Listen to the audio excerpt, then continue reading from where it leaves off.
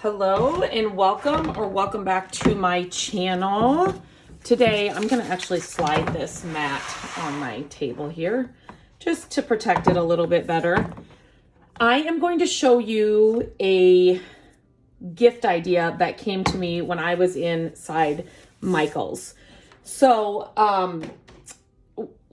me and Gabrielle, our daughter Gabrielle, we went out. She wanted to do Black Friday shopping this year. And so we went out late in the afternoon. We weren't up early or anything. And so we were inside Michael's and she was looking around and I went up the clearance aisle, which is now basically, at the time that I'm recording this, is all of their fall stuff I think it was 80% off. So I always like to go up those aisles in any store I'm in and just see if I can find some things that, either spark an idea, maybe it's a project idea, maybe it's a gift idea, just something, just to see what's in the clearance aisle. It's like my favorite aisles.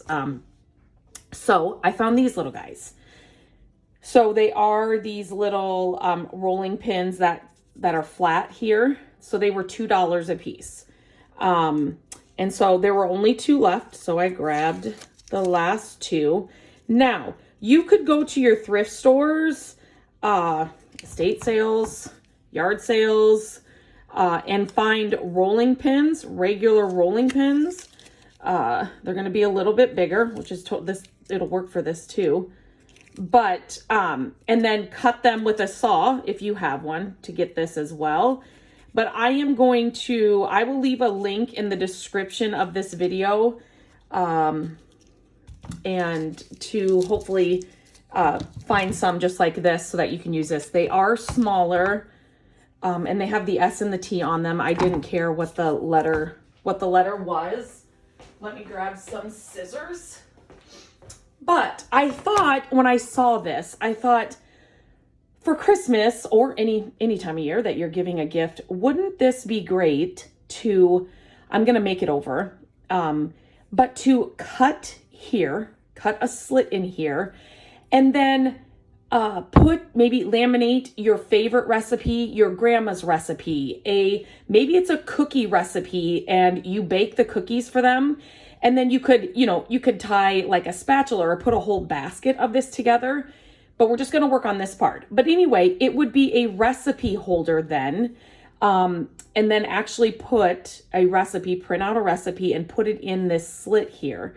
And it's something, especially if it's like a family recipe, it's something they can just have out all season or all year, or they can change it up. Grandma's famous Christmas cookies they could do and then pull it out, and then, whatever. For Easter, they could do, something else, grandma's favorite, whatever. And just to have it just kind of like a nostalgic kind of piece of somebody that they loved, or just their favorite recipe.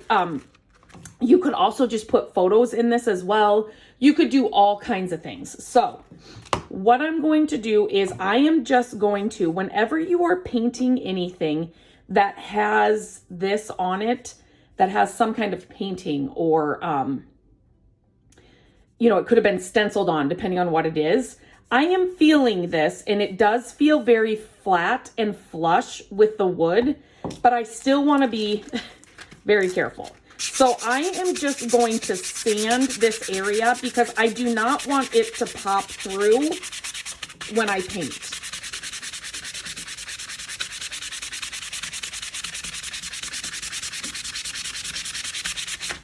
I want to make sure that is totally flush so that when the paint goes on, you don't see the S and then those leaves.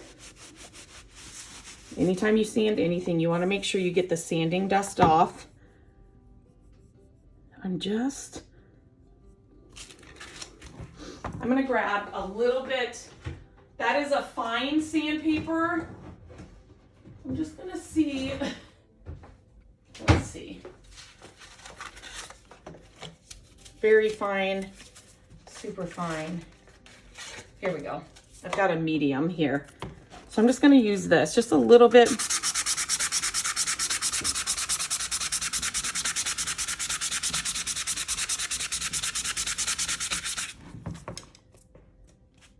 Since I'm I'm doing this here for this video in my office. You could definitely use like a orbital sander as well.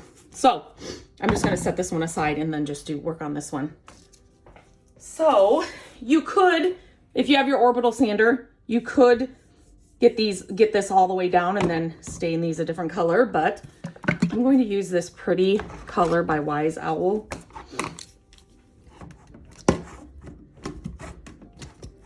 I do not have a paint can opener either. So I'm the one too that will use a butter knife for a screwdriver, you know, in a pinch. So obviously use a paint can opener if you have it. And this, I just want to make sure I get all this cleaned off. This is definitely, I mean, you could do so much with this. You could hand paint this. You could, you know, stencil on this. You could, you know, Mod Podge on this. I am just going to keep it very simple. And I am just going to paint it this pretty, I love this color. It's just so pretty. I'm just going to paint it this color.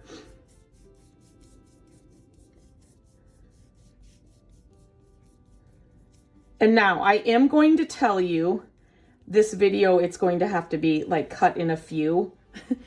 Matt will be cutting this with an all-purpose, or it's a multi-tool. And I will show you that process. So definitely do that first. So then you're not going to have to, like I'm going to have to go in and touch up this paint, but I will show you how we will cut the little slit in there and then to then slide the card in. You need, for the card or the recipe to stand up, again, this would be really fun to do too with like vintage, you could do it for Valentine's Day, vintage postcards or vintage Christmas cards. You could put in these as well. You could do just, you know, photos of your family, vintage photos. Like there are just so many things that you could put in this slit, but you're definitely going to want it to be kind of a rigid paper, you know, like a photograph or a postcard or a Christmas card would be fine. But like if you're printing off a recipe to put in here, you know, print it off on cardstock or laminate it. You could definitely, you know, the lamination will make it strong no matter what paper you use. You could also do this, laminate just a piece of paper, just a plain piece of paper or a pretty piece of paper, whatever. Laminate it, and then you could write your to-do lists on it or your grocery lists on it with a dry erase marker, and then it's reusable. So this could sit right on your counter or wherever in your kitchen that maybe you can write down groceries that, you know, as you're running out of them, then you write it on this note. Like there's so many things you can do with this. I love projects like that. But I'm just going to show it. I will show it with the recipe, or maybe I'll do it. Maybe I'll do a photo or something inside of this, but so many things you can do with it. So I'm going to let this dry. I am going to paint the bottom, you know, as well, but I'll let it dry fully. And then, I will show you the next step and how we're going to cut that slit, and then we'll go from there. So this is the one that I painted, and Matt, what we decided is I thought about doing it at an angle, but that might be harder to cut this line. So what we're going to do is we're just going to put it on the top here, and then it can set on a shelf. It can kind of be like a frame, right? So it can set on a shelf in the kitchen. You can, you know, still set it on a countertop and you know, display a recipe. But, and then also, like I said, you could do a picture, a painting, a photograph, whatever. So what he did was, to find the center, was he just measured from here to here, just with this is the ruler thing I have downstairs in my office. And then he found the center, did the same thing here, measured from here to here, found the center, and then he just drew a line. He is going to go, it's cold outside today, so he's like, I can just do this down in your office. He's going to go get his clamps from the garage, one here and one here, because he needs two hands to study it. And what we're going to use is this multi-purpose tool, and it will, trying to do this with one hand, it will cut that slit all the way down. And I will leave links to everything that we used in the description of this video, so you can check it out. But I think I told him I want to have him at least go down to the handle so that it gives me enough thickness. You know, it'll go down to here so that it will actually hold, you know, a photograph, a postcard, whatever we put in there. The clamps are not going to work just because of what we're working with here. So he thinks he's going to use this yardstick as a guide to guide the blade as it goes down. So I had said something to Matt about using this vise out in the garage. He's like, no, we can just do it down in your office. And no, that was not going to be, the clamps were not going to work just to hold it really secure and in place for what he was going to do. So we are out in the garage. It is cold, but it's all right. He did put just a rag around this inside the vise, just because he didn't want it to dent the wood. You know, you don't have to do this, but it has happened to us in the past. So that's why he put that there. It's just a little cut we're doing here. It's not something he would do with something big or major, but just so it didn't put a dent inside that rolling pin, he did that. Now we're just going to do this. So if you were going to get these, this is how I would tell you to do it. See how he's measuring here across here? He's finding the center. Whoops. I can hold that. Okay. He's finding the center. Then he's just putting a little mark there. He'll do the same thing on the other side. And this is how I would tell you to do it. He was not there when I started the video, so I just started painting the other one. So just do all this before you start painting or taking this off. Or if you're doing this on other rolling pins, or just do this from the beginning, and then you can sand them down and then paint them when they're all ready. So there you go. So there's the line. You will cut that, put it in the vise, and then, is that straight? No. That isn't straight. Okay. Nope. That's why you... This is how it works. I didn't know after he did that. I didn't think it looked straight, but I wondered if the T design was not straight. So here is the other one. I will touch up the paint and all that. But simple project. And like I said, these are $2 on clearance at Michael's.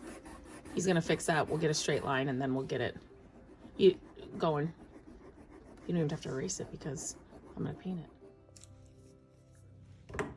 We got them both cut, and we noticed that these weren't like super expensive, right? So this handle, you're going to hear a helicopter's going over the house, is crooked. So that's why this line looks so crooked, but so fine. It's not a big deal at all. But I really love, so I've been putting different things in these. I'm just kind of touching up this green one. I do love the color. You could, like I said, stain these.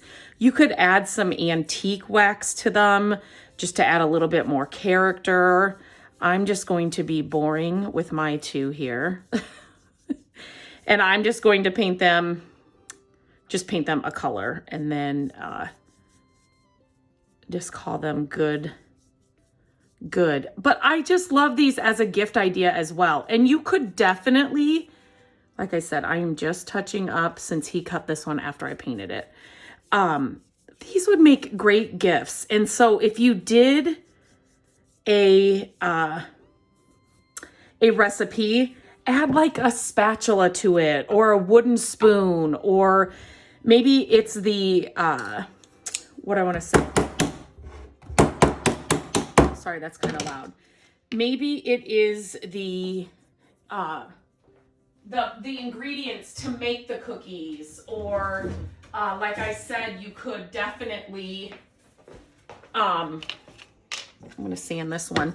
You could definitely make the batch of cookies and then give them the recipe, you know, in this as well. I'm just going to show you some different ideas at the end of this video. This one, I am just going to paint black because I love that color with what I am actually... The black was inspired by what I'm going to put in these. if you have followed me on Instagram, which is just at My Creative Days, I think I've shared a couple of shorts and videos here on YouTube, as well. I'm just using craft paint for this black, but you could definitely use, whatever black paint you have. But our daughter she's so talented. She can paint, she can draw, she just does the most amazing work. And so I had her paint me some trees, some Christmas trees. And as soon as not for this, I'm like, can you just watercolor a couple of trees? And I kind of showed her what I was talking about. And then the other day, actually, when we were cutting these, she's like, hey mom, I finished those trees, and she brought them up, and I'm like, oh my goodness. Well, that is officially what's going in mine. And I'll show you in the end here what I mean. So I am just going to put this coat of black on, and I do kind of want to get down there as much as I can, down in that little cut. I'm going to get this painted. I will paint the bottom, and then I will come on and show you just some different ideas that you could use these for in your own home as gifts. Just so many things and ideas and ways you can use these. They are dry. So I'm just going to show you a couple of different things. I do not have a photograph here with me, but you could use these for all kinds of things. I love old vintage bingo cards. I just think they're fun. If you put this slice all the way down through here, you can it leaves room. I think I have some paint in there that I need to, there we go. It leaves room if you have something that's longer like this. I'm not going to put this one in, but if you had some vintage flashcards as well, they could go in here. Obviously, they're a lot smaller than this, but this is the only one I have here to grab. But if you did have something longer, this would still hold it because you've got the cut all the way down to here. And you could still, I don't think you're going to be able to see that with the camera down, but you still set it down and you can still see it. I will share a photo of the different ideas here at the end of this video. But Gabrielle, her paintings are just phenomenal. We're hoping she continues this, but this one she actually had on a big sheet of paper, and I spilled water on it. So the green spread all the way out. So I just cut it out. But anyway, even if you had something like this, a painting or one of your child's drawings that they bring home, you could cut it down and fit it into here. But also this I just grabbed as a recipe card. You can obviously make them fancy and pretty on Canva or any, other online sites. But basically, postcards, Christmas cards you're getting from family and friends. But I just think these would be so fun for a gift for a family member. And like I said, do the recipe card. You could set it in there, and then some of my black paint is still not dry in there. And then you can either, grab all the ingredients or bake the cookies or whatever it is, and then give it to them with the recipe. And then they've got this. It's basically, just a holder for whatever they'd want to put into it. Pictures, postcards, anything. They could put anything in it. So fun little upcycle idea to do with clearance finds at Michael's. But again, if you find rolling pins at your local thrift stores or, estate sales or yard sales, you could definitely cut them off, put them in a vise, cut them off like this to make the flat edge, and then have a longer version. So then if you had something like this, or maybe it's like a bigger child's, painting or drawing or something, you could definitely put it in something longer as well. So you don't have to find the ones at Michael's, but you can definitely do it with a regular rolling pin too. So I hope you like this little easy project, and check out my other videos. I have new videos coming out every week. Easy DIYs, thrift hauls, thrift shopping trips, just tons of ideas and inspiration to share with you. So make sure you subscribe, ring the bell so you're notified. But Like I said, I'm coming out with new videos every week, and I'm so grateful that you're here. And until next time, I'll talk to you guys very soon.